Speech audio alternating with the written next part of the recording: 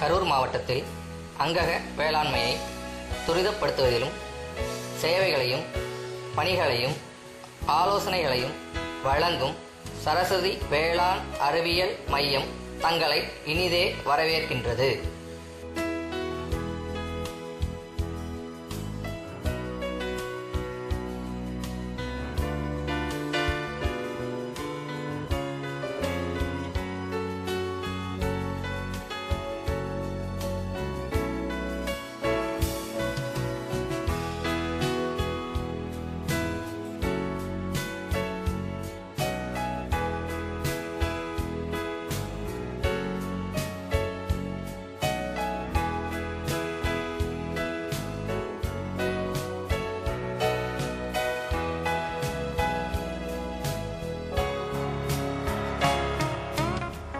பெருகி வரும் மக்கள் தொகைக்கு உணவு அளிக்க வேண்டிய கட்டாயத்தாலும் பசுமை புரட்சியின் தாக்கத்தாலும் தேவைக்கு அதிகமான ரசாயன உரம், பூச்சி மற்றும் பூஞ்சான கொல்லிகளை விஞ்ஞான ரீதியற்ற முறையில் பயன்படுத்தியதால் மண் வளம் கெட்டு களர் உவர் நிலங்களாக மாறிவிட்டது.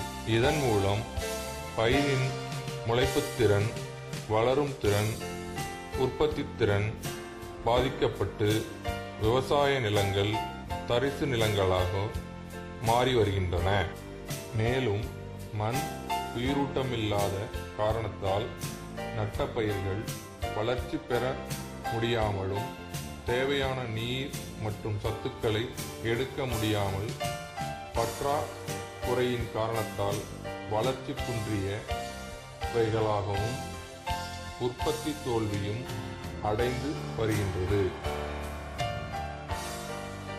இதேபோன்று நீர்நிலைகளும் மாசுபட்டுள்ளதால் நீர்நிலைகளில் உள்ள ஆக்சிஜன் அளவு குறைந்து கரியமில வாயுவின் அளவும் உப்பு மற்றும் தீங்கு விளைவிக்கக்கூடிய பொருட்களால் சுற்றுப்புற சுகாதாரம் கெட்டு வருகிறது.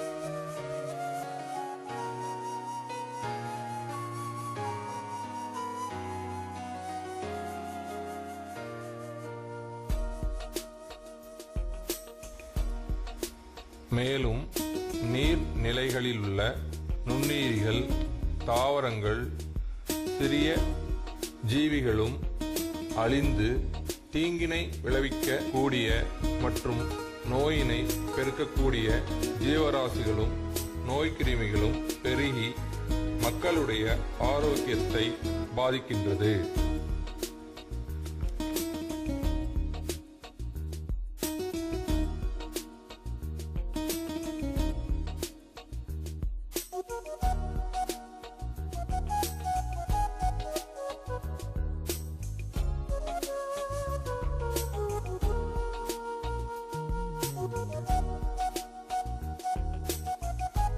மண் வளத்திற்கும் மனிதனுடைய ஆரோக்கியத்திற்கும் அதிகப்படியான உற்பத்தி மற்றும் லாபத்திற்கும் நீடித்த நிலைத்த உற்பத்திக்கும் அங்கக வேளாண்மை முக்கியமானதாகும். மண் வளத்தினை மேம்படுத்த இயற்கை உரங்களாகிய கால்நடை கழிவுகள், கால்நடை கழிவுகளின் மறுசுழற்சி, பசுந்தலை மற்றும் பசுந்தாள் உரங்களின் பயன்பாடு, நுண்ணுயிர் உரங்கள், பஞ்சகாவியா, அமுத கரைசல், மீன் கரைசல், பழக்கரைசல், எலுமிச்சை முட்டை கரைசல், தொழு உரம், ஊட்டமேற்றிய தொழு உரம், பின்னாக்குகள், பயிர் சுழற்சி முறை, மண்புழு உரம், மண்புழு கழிவு நீர் மற்றும் பூச்சி விரட்டி ஆகியவை முக்கிய பங்கு வகிக்கின்றன.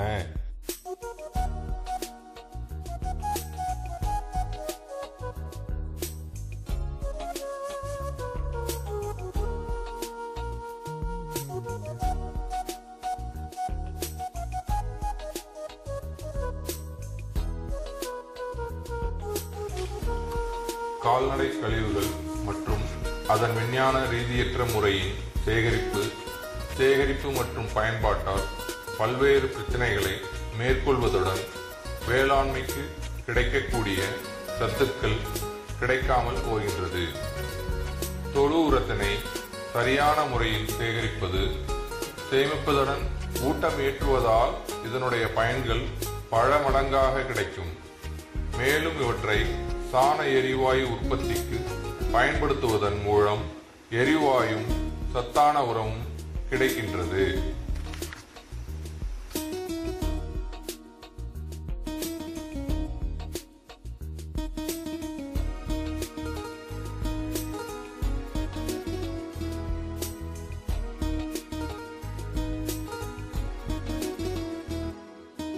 பசுந்தலை மற்றும் பசுந்தாள் உரங்கள் வேளாண்மைக்கு தேவையான தலை, மணி, சாம்பல் சத்துக்களை வேளாண்மை கிடைக்கக்கூடிய கழிவுகளை சரியான முறையில் பயன்படுத்தினால் சுமார் 20 முதல் 80% தேவைகளை ஈடு செய்ய முடியும் என ஆய்வுகள் கூறுகின்றன.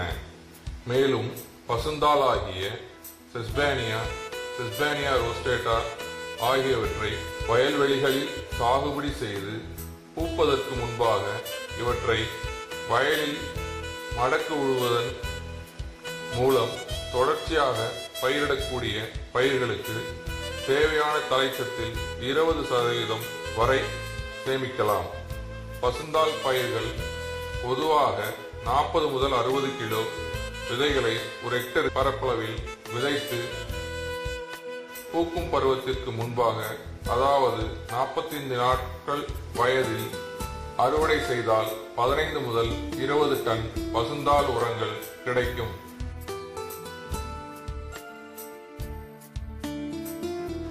இவற்றை நடவிற்கு முன்பாக உழவு செய்து மக்கிய பின் நடவு செய்ய வேண்டும். அடுத்ததாக பசுந்தலை பயிர்கள் என்பது வயல் வரப்புகளில், வாய்க்கால் ஓரங்களிலும் வளரக்கூடிய புங்கம்,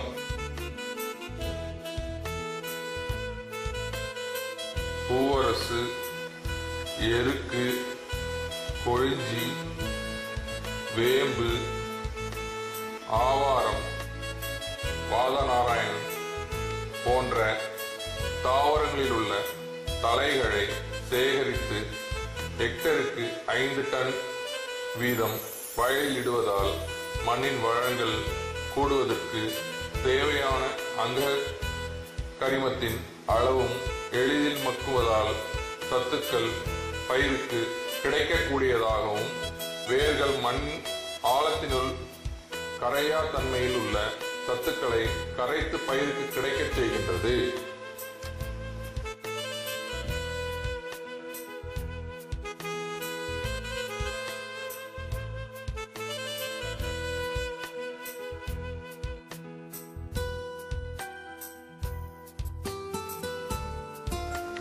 மண்ணின் வளம் என்பது அங்கக கரிமத்தன்மையின் அளவும் அவற்றில் உள்ள சத்துக்களை பயிருக்கு கிடைக்கக்கூடியதாக மாற்றக்கூடிய நுண்ணுயிரியின் செயல்பாடாகும்.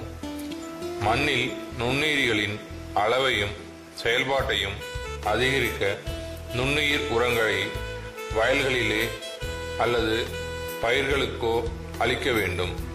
நுண்ணுயிரிகளை அது அளிக்கக்கூடிய சத்துக்களின் அடிப்படையில் தலைச்சத்து, அதாவது நைட்ரஜன் அளிக்கக்கூடிய நுண்ணுயிரிகள், மணிச்சத்தினை கரைத்து தரக்கூடிய நுண்ணுயிரிகள், மேலும் சாம்பல் சத்து, கந்தகம் மற்றும் துத்தநாக சத்தை கரைத்து தரக்கூடிய நுண்ணுயிரிகள் என பிரிக்கலாம். நுண்ணுயிர் உரங்களை பயிர்களுக்கு 3 வகையான முறைகளில் அளிக்கலாம். அதாவது விதை நேர்த்தி, கரணை நேர்த்தி மற்றும் வயலில் இடுதல் என கூறலாம்.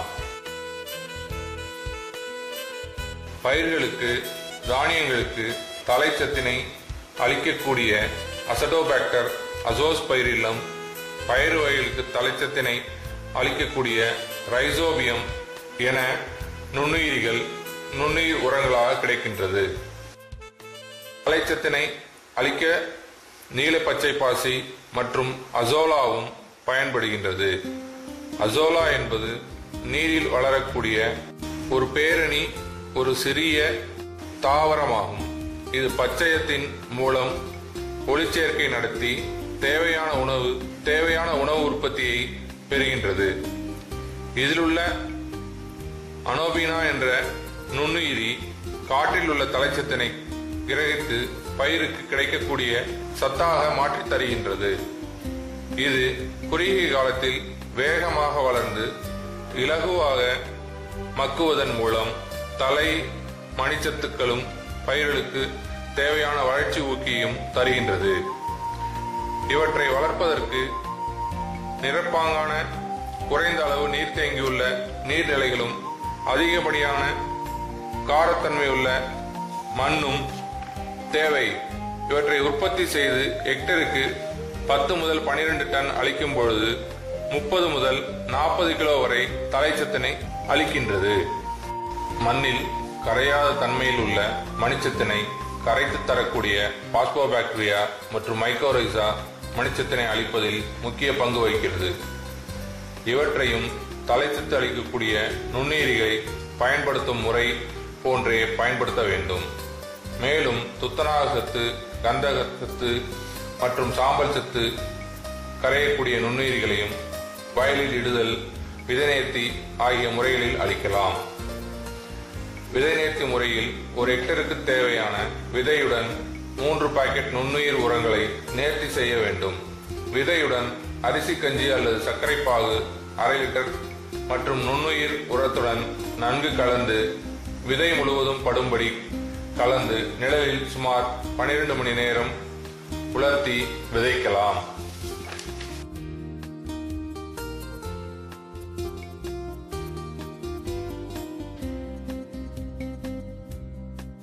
பஞ்சகாவியா உற்பத்தி செய்ய தேவையான இடுபொருட்கள்: பசு சாணம் 5 கிலோ, கோமியம் 3 லிட்டர், நெய் 1 லிட்டர், பால் 2 லிட்டர், தயிர் 2 லிட்டர், பூவன் வாழைப்பழம் 12, கரும்புச்சாறு 3 லிட்டர், இளநீர் 3 லிட்டர். தயாரிப்பு முறை: 5 கிலோ பசு சாணத்துடன் 1 லிட்டர் நெய் கலந்து நன்கு பிசைய வேண்டும். இவ்வாறு 3 நாட்கள் நன்கு பிசைந்து பிளாஸ்டிக் பாலியில் போட்டுக்கொள்ள வேண்டும்.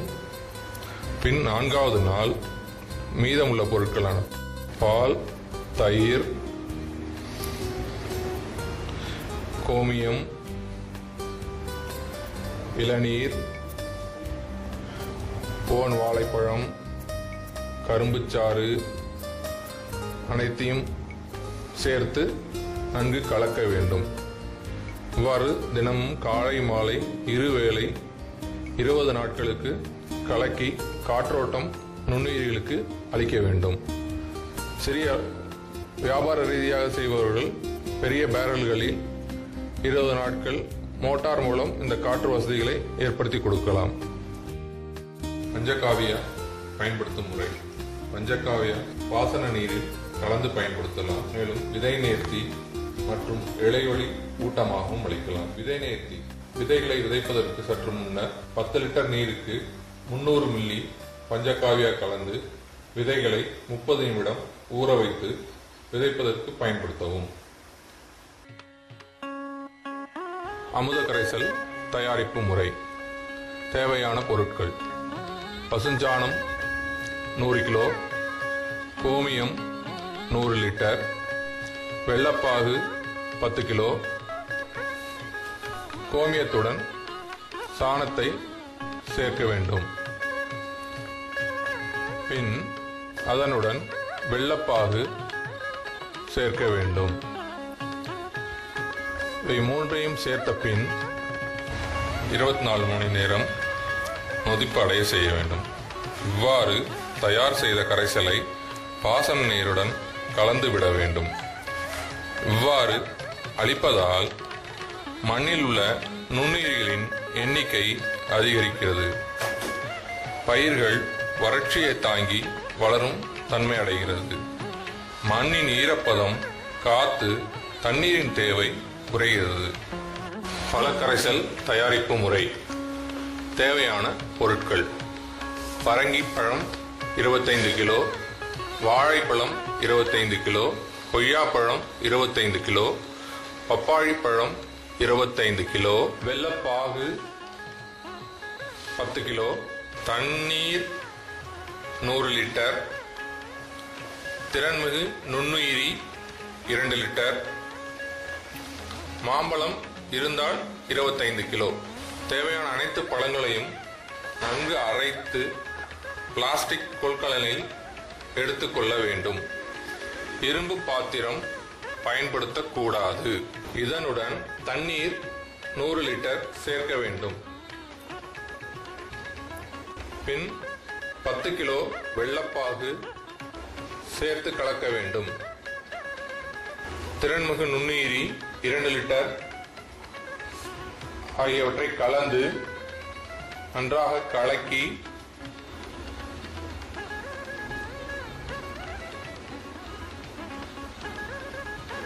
மூடிவிட வேண்டும். பின்னர் 20 நாள் கழித்து நீர்ம நிலையில் பழக்கரைசல் தயாராகிவிடும்.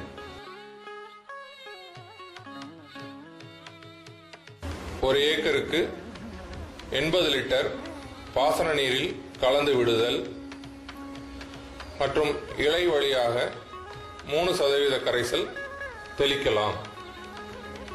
மீன் கரைசல் தயாரிக்க தேவையான பொருட்கள்: மீன் கழிவுகள் அனைத்து பாகங்களும் 50 கிலோ, வெல்லப்பாகு 50 கிலோ, திறன்மிகு நுண்ணுயிர் கலவை EM சொல்யூஷன் 2 லிட்டர். தயாரிக்கும் முறை: 50 கிலோ மீன் கழிவு, 2 லிட்டர் திறன்மிகு நுண்ணுயிர் மற்றும் வெல்லப்பாகு 50 கிலோ ஒரு பிளாஸ்டிக் கொள்கலனில் கலந்து நன்றாக கலக்கி 25 நாட்கள் காற்று புகாமல் வைக்க வேண்டும்.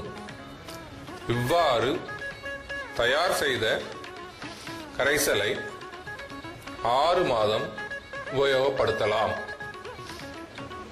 பயன்படுத்தும் முறைகள்: பாசன நீரில் 8 முதல் 10 லிட்டர் ஒரு ஏக்கருக்கு கொடுக்க வேண்டும். இலை வழியாக தெளிக்க 0.5% 2% பயன்படுத்தலாம். இவ்வாறு பயன்படுத்துவதால் நுண்ணூட்டச்சத்து குறைபாடு பயிர்களுக்கு நீங்குகிறது. மேலும் மணிப்பிடிப்பு திறன் அதிகரிக்கிறது. எலுமிச்சை முட்டை கரைசல். தேவையான பொருட்கள்: முட்டை 10, எலுமிச்சம்பழம் 20 முதல் 25, வெல்லம் 1/4 கிலோ அல்லது மொலாசஸ்.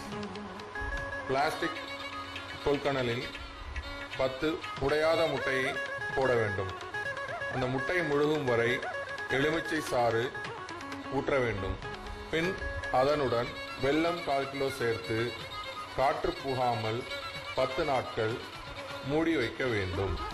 10 நாட்கள் கழித்து எடுத்தால் முட்டை அப்படியே கரைந்து இருக்கும். கரைசல் உள்ள அதே அளவு மீண்டும் வெல்லப்பாகு சேர்க்க வேண்டும். காற்று புகாமல் மேலும் ஒரு 10 நாட்கள் வைக்க வேண்டும். 20 நாட்கள் கழித்து முட்டை கரைசல் தயாராகிவிடும். இவ்வாறு தயார் செய்யப்பட்ட எலுமிச்சை முட்டை கரைசலை சிறிய பாட்டில்களில் அடைத்து வைத்து 3 மாதங்கள் வரை பயன்படுத்தலாம். பாட்டிலில் அடைக்கும் பொழுது வாயு வெளியேறும். எனவே மூடி வைக்கக்கூடாது. இறுக மூடினால் வெடித்துவிடும். வாயு வெளியேற துளைகள் இட வேண்டும். எலுமிச்சை முட்டை கரைசல் பயன்படுத்தும் முறை: இலைவழி தெளிப்பானாக இதை பயன்படுத்துகிறோம். இலைவழி தெளிப்பானாக பயன்படுத்தும் போது 1.5% கரைசல் தயார் செய்து அதனை பயிருக்கு தெளிக்கலாம். அதாவது 10 லிட்டர் தண்ணீருக்கு 150 மில்லி என்ற விகிதத்தில் கலந்து இலை வழியாக தெளிக்க வேண்டும்.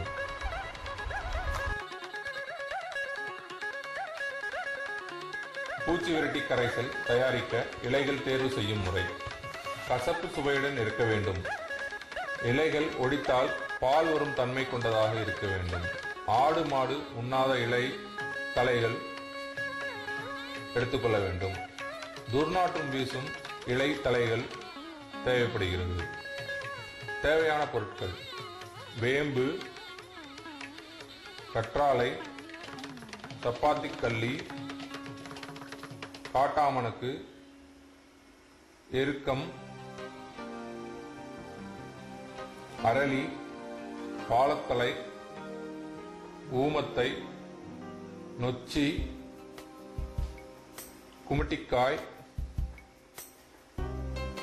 மஞ்சள் தூள், மாட்டுக்கோமியம், மாட்டு சாணம், புகையிலை கரைசல் போன்றவை ஆகும். தேவையான அனைத்து இலைகளையும் நன்கு அரைத்து உரலில் இட்டு இடித்து மசித்துக் கொள்ள வேண்டும். மசித்த இலை தழைகளை 15 லிட்டர் மாட்டுக்கோமியத்தில்